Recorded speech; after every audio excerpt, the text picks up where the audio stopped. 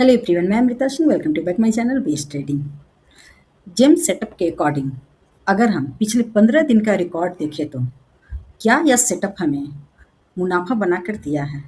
इस सेटअप पे अगर हम बाई का ट्रेड ले रहे हैं या सेल का ट्रेड ले रहे हैं तो कितनी बार प्रॉफिट दे रहा है और कितनी बार स्टॉप लॉस कर रहा है। एक बार 4 में से हम डे बाई डे का चार्ट देखेंगे और हमें कहाँ पे ट्रेड मिला सेटअप के अकॉर्डिंग, वहाँ पे हम एक एक्सपीरियंस लेंगे कि क्या हमने जो सेटअप बनाया है उस सेटअप से हम प्रॉफिट कमा रहे हैं या नहीं। तो चलिए एक बार देखते हैं कि पिछले 15 दिन जेम्स सेटअप के अनुसार हमें कितना मुनाफा मिला है। इस सेटअप में पहले मैं आपको रूल बता देती हूँ। हमें S2 और S4 पे बाई का ट्रेड देखना है और R2 और R4 पे सेल का ट्रेड देखना है। साथ में हमें RSI भी जरूर एनालिसिस करना है। RSI अगर 60 के ऊपर निकलता है और R4 की तरफ बाजार निफ्टी जा रहा है, वहाँ पे हमें सेल ट्रेड के लिए व्यूज देखना है। अगर सेल का ट्रेड मिलता है तो वहाँ पे सेल का ट्रेड लेंगे। ठीक वैसे ही S2 और S4 पे अगर हमें निफ्टी का प्राइस मिल रहा है और साथ में RSI 40 के ऊपर निकलता है, वहाँ पे हम प्राइस एक्शन के अनुसार बाई का ट्रेड लेंगे। तो चलिए एक्सपीरियंस लेते हैं कि पिछले 15 दिन में कहाँ कहाँ हमें सेल का ट्रेड मिला और कहाँ कहाँ हमें बाई का ट्रेड मिला। तो चलिए फटाफट देखते हैं। 4 तारीख को निफ्टी गैप अप ओपन हुआ। उससे एक दिन पहले बहुत ही अच्छे सेटअप के अनुसार लोअर लेवल से रिकवरी देखने को मिली और next day gap up open होने के बाद सीधा R4 पे निफ्टी पहुंच गया। सेटअप के अकॉर्डिंग हमें R4 पे सेल का ट्रेड देखना है अगर मिला तो। RSI भी आप देखें कि 60 के ऊपर RSI जा चुका है। हमें यहाँ एक सेल का ट्रेड मिला, रेड कैंडल बनी हुई है, रेजिस्टेंस पे भी ओपन हुआ है। जैसे ही पहली कैंडल के नीचे प्राइस गया, सेल का ट्रेड मिला। वाप स्टॉप लॉस हाई का रखना है और यहाँ एक बहुत अच्छा ट्रेड हमें सेल का मिला 4 मई को। वही ट्रेड कंटिन्यू देखो कर रहा है दूसरे दिन भी 5 मई को। अब एक ट्रेड, सिर्फ एक ही ट्रेड हमें 4 मई को मिला। अब 5 मई की बात करती हूँ।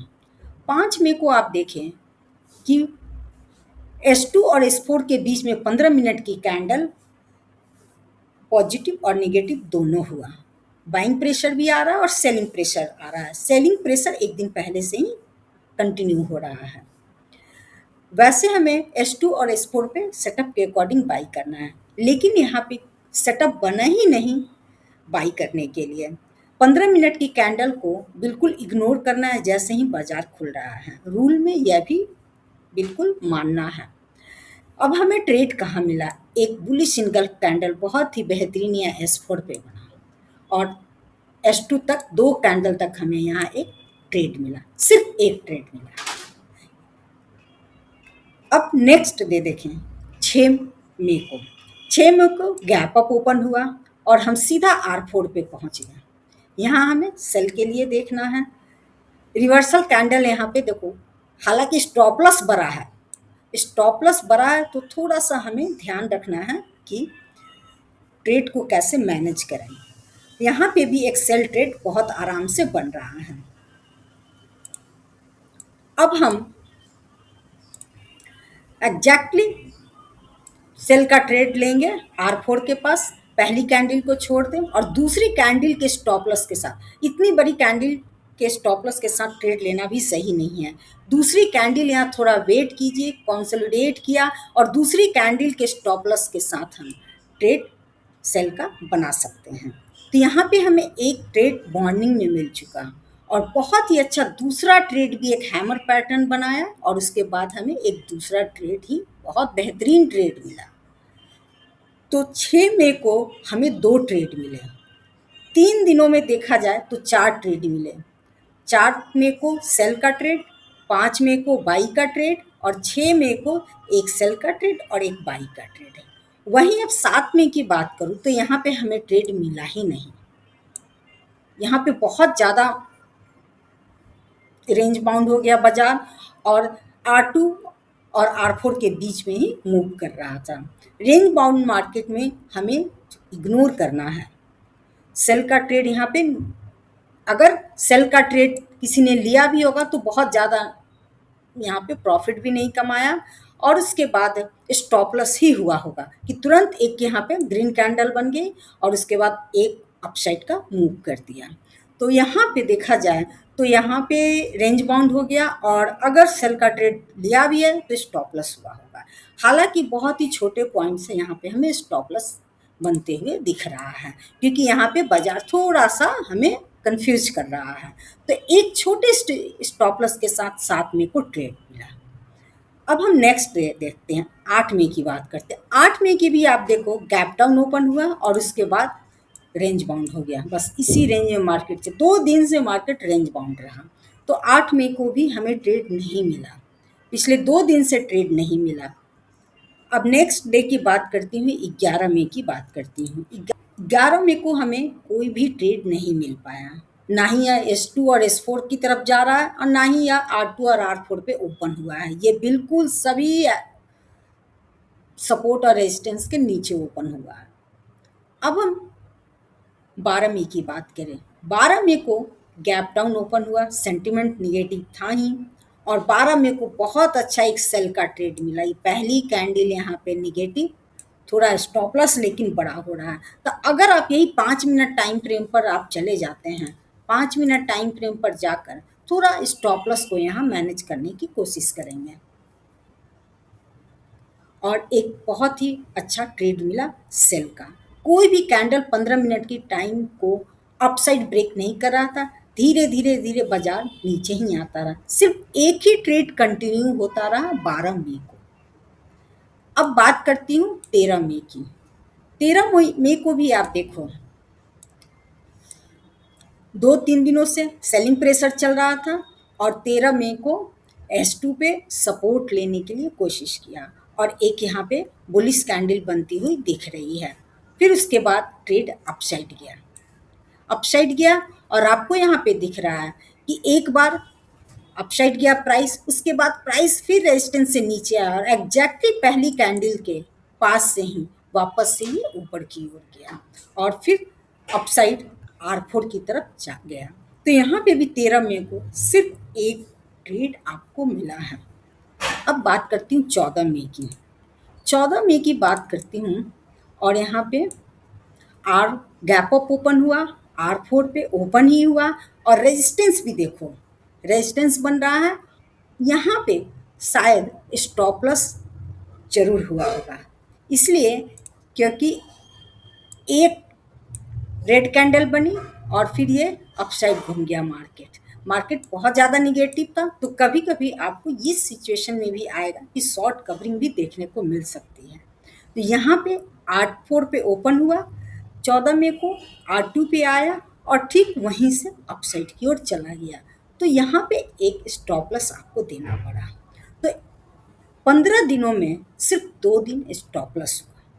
और बात करूं मैं फिर 15 मई की, तो 15 मई को ओपन ही रेजिस्टेंस पे हुआ, और एक सेल का ट्रेड हमें यहाँ पे मिला है। जैसे लास्ट टाइम में वो भी मार्केट क्लोजिंग आवर में एक सेल का ट्रेड दिया। तो 15 मई को भी बहुत अच्छा सेल का ट्रेड नहीं मिला है। ओवरऑल देखा जाए तो स्टॉप लॉस सिर्फ 2 दिन हुआ है।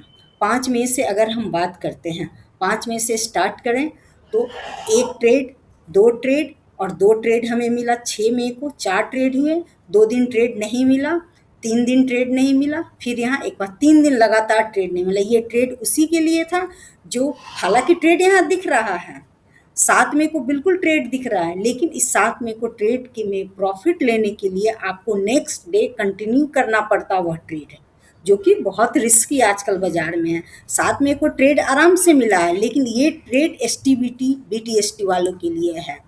बाय एक दिन पहले करो और सेल दूसरे दिन करो, तभी यहाँ पे ये कंटिन्यू आपका होता। तो इसलिए इंट्राडे की मैं बात करूँ तो इंट्राडे में आपको सेल का ट्रेड नहीं मिला है। तो 3 दिन लगातार ट्रेड यहाँ पे नहीं मिला, लेकिन 12 मई को बहुत अच्छा खासा ट्रेड मिला, जो कि 3 दिन को ट्रेड को भी कवर कर लिया। और फिर उसके बाद 13 मई को भी एक ट्रेड मिला, 14 मई को ट्रेड में स्टॉप लॉस जरूर हुआ होगा, तो हमें यहाँ पे 2 स्टॉप लॉस मिला और ट्रेड देखो तो आपको करीब करीब 7 या 8 ट्रेड आपको आराम से मिला, बिल्कुल आराम मिला। सबसे बेस्ट ट्रेड तो आपको 12 मई को मिला है सेल का। तो इस सेटअप के अनुसार अगर हम काम करते हैं तो हमें लॉस कम होगा। ये बिल्कुल नहीं है कि लॉस नहीं होगा, लॉस होगा, लेकिन जहाँ हम 10 ट्रेड ले रहे हैं वहाँ 2 ट्रेड लॉस में हम रह सकते हैं। तो इस सेटअप के अनुसार अगर हम काम करते हैं तो लॉस को मेंटेन कर सकते हैं और अच्छा मुनाफा कमा सकते हैं। आरएसआई पे भी ध्यान रखना है। आरएसआई देखो आप, ये 12 मई को आरएसआई बिल्कुल डाउन साइड चलता गया, आरएसआई आया ही नहीं ऊपर। आरएसआई देखो, तो आरएसआई पे भी हमें नज़र रखना है। अब देखो मंडे को बाजार खुलता है तो फिर क्या होता है, आरएसआई डाउन साइड में धीरे धीरे आ रहा है और अभी S2 पे ही क्लोज जाकर किया है। सेंटीमेंट बहुत ज़्यादा निगेटिव है, बाइंग के लिए थोड़ा वेट करना पड़ेगा। पहली 15 मिनट की कैंडल को बिल्कुल वॉच करें। और हालांकि मुझे लग रहा है कि सेंटीमेंट जिस तरह से निगेटिव है उस तरह से शायद बाजार गैप डाउन ही खुले, कुछ अभी आइडिया नहीं लग रहा है। इसलिए इंट्राडे ट्रेडर को थोड़ा सा बाजार खुलने के बाद रुकना बहुत ज़रूरी है। जेम सेटअप के अनुसार अगर हम ट्रेड ले रहे हैं इंट्राडे में तो हमें लॉस का सामना कम करना पड़ेगा, प्रॉफिट हमें बहुत अच्छा होगा, स्टॉप लॉस बहुत कम होगा। अगर आप 10 ट्रेड लेते हैं तो 2 ट्रेड स्टॉप लॉस होंगे और स्टॉप लॉस जरूर होगा। इस सेटअप से काम करें, अच्छा प्रॉफिट होगा, कॉन्फिडेंस भी बढ़ेगा। अब बात करें मंडे के मार्केट के लिए, सेंटिमेंट अभी देखा जाए तो अब तक ओवरऑल निगेटिव है। रुपया डेली कमज़ोर होता जा रहा है, गोल्ड गैप अप ओपन हो रहा है, फिर उसके बाद गैप डाउन भी हो जा रहा है। तो अभी गोल्ड में भी अप डाउन ज़्यादा दिख रहा है, सिल्वर भी अप डाउन ज़्यादा दिख रहा है। उधर आप कच्चे तेल को देखें तो वो डेली ऊपर ही जा रहा है। तो इसलिए ग्लोबल मार्केट बहुत ही ज़्यादा निगेटिव है, तो हमें सेल की तरफ ध्यान रखना है। अगर मार्केट थोड़ा सा प्राइस ऊपर जा रहा है तो वहाँ पे सेल के लिए हमें प्राइस एक्शन ढूंढना है। प्राइस एक्शन अगर सेल का मिलता है तो फिर बाजार में हम सेल करेंगे। सेटअप पे ध्यान रखिए, सेटअप के अनुसार काम कीजिए, बहुत अच्छा प्रॉफिट मिल सकता है। Thank you. वीडियो अच्छी लगी है तो लाइक शेयर सब्सक्राइब जरूर करें। Bye bye.